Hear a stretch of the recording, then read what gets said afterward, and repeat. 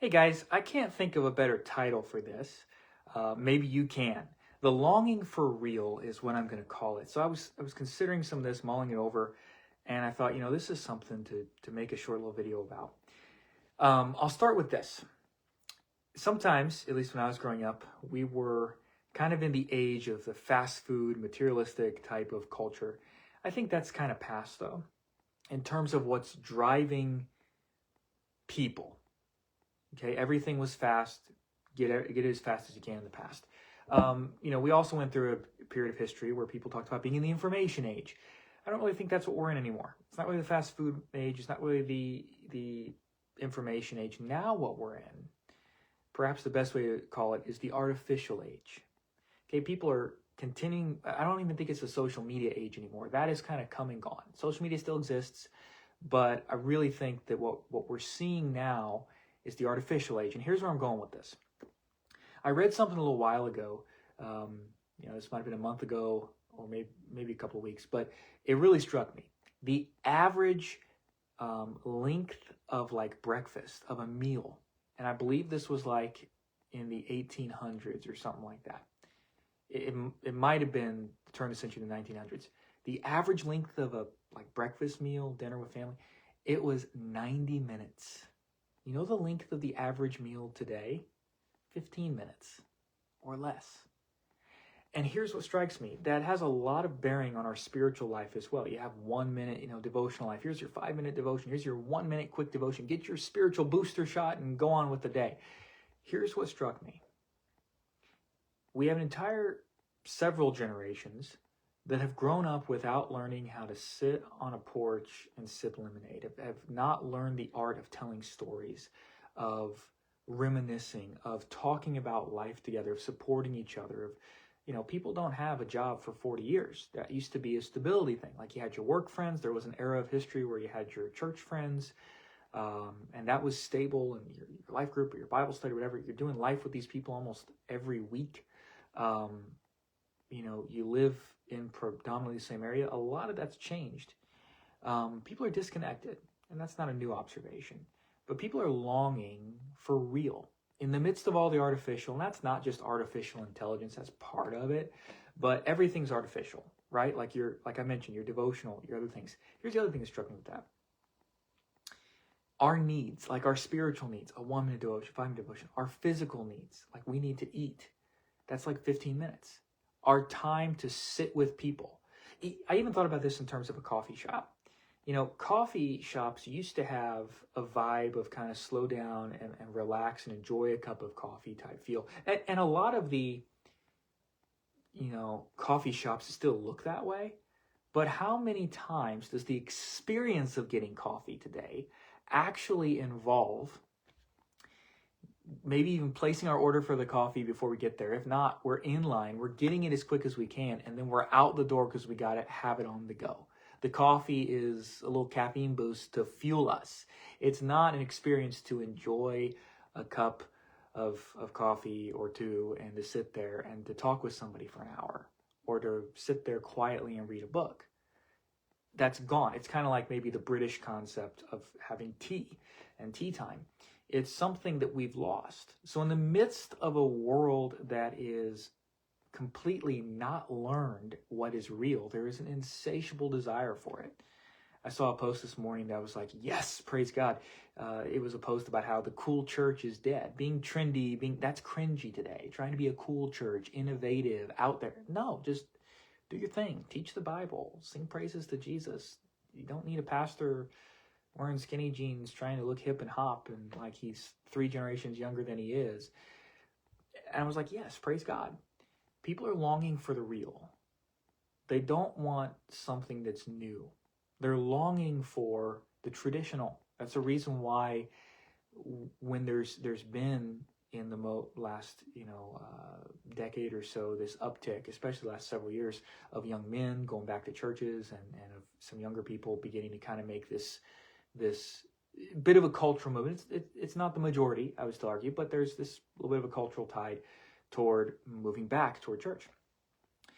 Many times it's going to, again, solid, more traditional types of church. Your worship style actually has like zero bearing on whether your church is going to be healthy or growing or in any of those supposed metrics that are out there. That's not what's sought after. Bible teaching churches, churches that are faithful, churches that are real, pastors and leaders that are real, that's wanted more.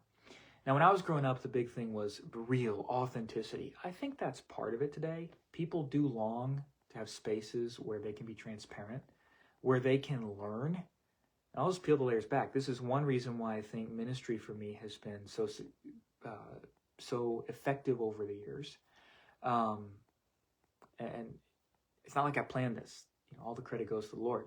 But by having a degree of transparency has allowed the bridge to connect with people. What I mean by that is, when you're able to be transparent with people, regardless of their age, whether they're older than you, younger than you, hey, this was a rough week, or hey, I had this conversation while on the job site this week, and I'm just really worried about the spiritual condition of this person or whatever. Or, when you're real and you tell those stories and you share those burdens of your heart, I'm not saying just full vent to all your feelings, but when you share real reality and what's really going on, people learn, in a sense, how to care through you.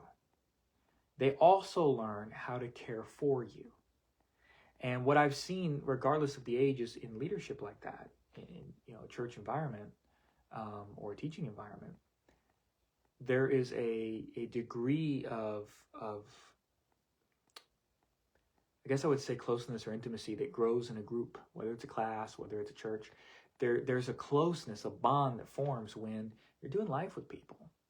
And I always would emphasize the New Testament teaching on the church as a family. There's been a lot of talk, a lot of work done about the church being an assembly or the gathering of the saints or these other things. But the scripture also uses the analogy of the family.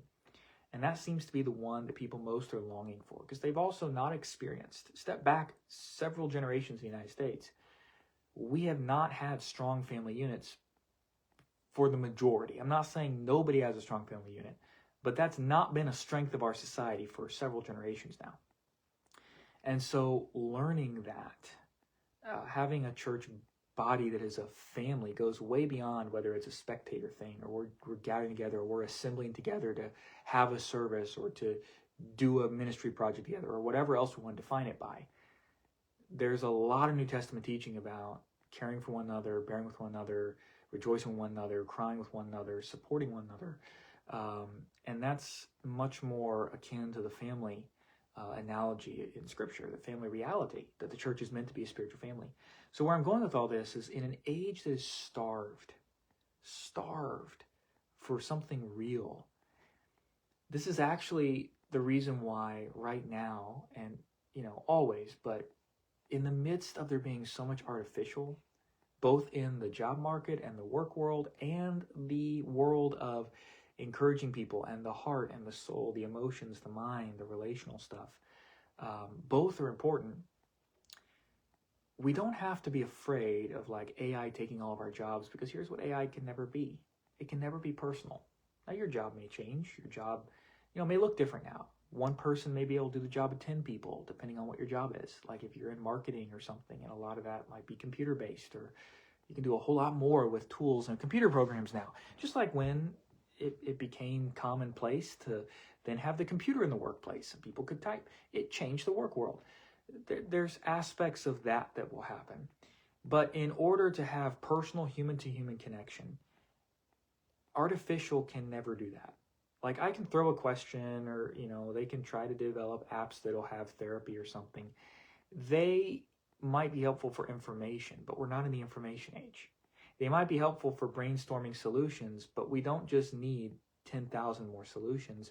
We need personal connection. We need reality. And we need personal. And that's something you can only have person to person. So, and this is a great thing for the church as well, and for the extent of the gospel and for discipleship, because people are longing to have mentors in their life. They're longing to have people who will pour into them. And here's, circling back around to where I began this, you can't fast-pace discipleship or spiritual health. It takes time. Same thing in your relationship. In a marriage, It's not like me and my wife, we can't talk for 15 minutes a day and have a strong marriage. That's not going to happen. If we do that for long at all, we're not going to be connected. We have to have more time. And so it's not just about quality time. A lot of talk has been done about this in the past. Like, you don't just need quantity time, you need quality time. The truth is, you need both quality and quantity. It's like what I was saying before. You could have a great 1-minute devotion with the Lord, but you're not going to have the relational intimacy. You could have a great 2-minute prayer life, a great time, but that's not praying always without ceasing in all times, in all circumstances, in whatever need, in whatever gratitude, always with thankfulness. That's not fulfilling all those other scriptural teachings. We can't fast track these things. If you're a Christian, your spiritual life is everything. It is your new life. It's not something you add on. Oh, Jesus is now part of my life. No, he is your life. Your life is now in Christ. It permeates everything from health problems to relational stuff to financial matters to how you teach and train your kids, how you're managing your home, your emotions. All of those things have a spiritual component to them. They're not compartmentalized. It's not like Jesus is here and then job is here and then my mind or my emotional processing is over here and my intellectual is here and my education. No, it's unified. It's woven together. We're integrated people. And so what people are struggling with today is to have safe space, to be able to process, to be able to have friends, to be able to just be real. And hey, today was a rough day. Hey, this is challenging. There's not a quick fix. And unfortunately, that's what our culture looks for. What's a pill I can take so I can snap my fingers pretty quickly and get back to what I was doing? When, I really wonder this. And in my own journey as well, just transparently, when I have dealt with different struggles, whether that involves going to the doctor or a counselor, I will say that one thing I have noticed repeatedly is that those things have happened. There's a common thread. I'm not saying there weren't other components. I'm just giving a snapshot here of a primary principle. But one thing I did notice is I could be finally getting to the point where something was painful or unbearable enough that I'm reaching out, to somebody, reaching out for professional input. And yet, am I looking for something to kind of just take it away and fix it? What's usually a more sobering reality, and what I would dare to say is much more common for all of us, is that there's actually steps for recovery or returning to health that are required. Like, let's say you're dealing with a physical health condition. Your doctor's probably going to try to get a baseline, right? Like, how is your sleep? How is your water intake and hydration, right? How is your diet? How is your exercise level? Like, those are the baseline things. And if you have sacrificed those are parts of what you have to re-implement, right? You're changing your schedule. You're changing your life to re-implement these healthy practices that do a lot toward, even if it is a heart problem or a lung problem or a neurological, there's all types of health conditions out there. My point is, many times there are those baseline activities that have something. So maybe you can think of a better title for this. I'd love to have another title idea, because if I repost this somewhere else or repurpose it somehow, maybe there'd be a better title. So I would love your input on that. But as you are going through life, there is real, there is personal. There's been a lot of talk and sermons done in the past by many, many people on how Jesus is a personal Savior, how we can have a personal relationship with Him. And that's true. But you also need personal connection with other people. And if you don't have that, finding a way you can get it. And it's not always, sometimes we're reaching out, again, in crisis, like I mentioned, or stuff begins to mount. It's more stressful. It might not be a literal crisis, but we're beginning to feel the weight, and so we reach out. It pushes us to reach out. But if we can establish those healthy rhythms of, hey, I'm calling my buddy, once a month or once a week on this day, or we're going to go grab coffee together. We're going to schedule it, and life may change sometimes. There might be a schedule change, or you might not meet up for a week or something, but having somebody you can do life with. And here's the thing. It's usually simple and free. You talk. You do life. You might have a meal. You might have a cup of coffee. That's a lost art that our generation has lost. Several generations here has lost. But it is key toward relational health, toward deep impact, toward discipleship, toward mental health, all of these, issues in our society today. A lot of it goes back to just this. There's so much artificial. We need real. We need real. We don't need sound bites. We need more connection. And I'm not saying to take this too far and like somehow idolize too much on the other side. But the pendulum has swung way too far on the artificial and on all the advancements and all the quick fixes and technological stuff. And what we really need is simple things. In school, I've been doing some tutoring as one of my side jobs, and we get out the paper and the pen, and paper and pencil a lot of times, and we teach study skills. And if a kid doesn't know a word or something like in their vocabulary, hey, let's go get the actual physical dictionary and look it up. There's something that happens about taking the time, and it's not a fast process, right? Like, it's so easy. I have a computer right here. I could type it in. I could get the answer. That's not what we need. We need to slow down. We need to process. Another way of thinking about it is we're running like machines, and we're human beings that also have an emotional component. We're not human doings, we're human beings, and we need to be as part of who we are. Or we lose identity, we lose grounding. And we work ourselves to death trying to earn our rest, our achievement, our applause, our future, or whatever. And we have an illusion of control that is at some point going to hit a wall. So my encouragement to you, pursue what is real, not what is artificial.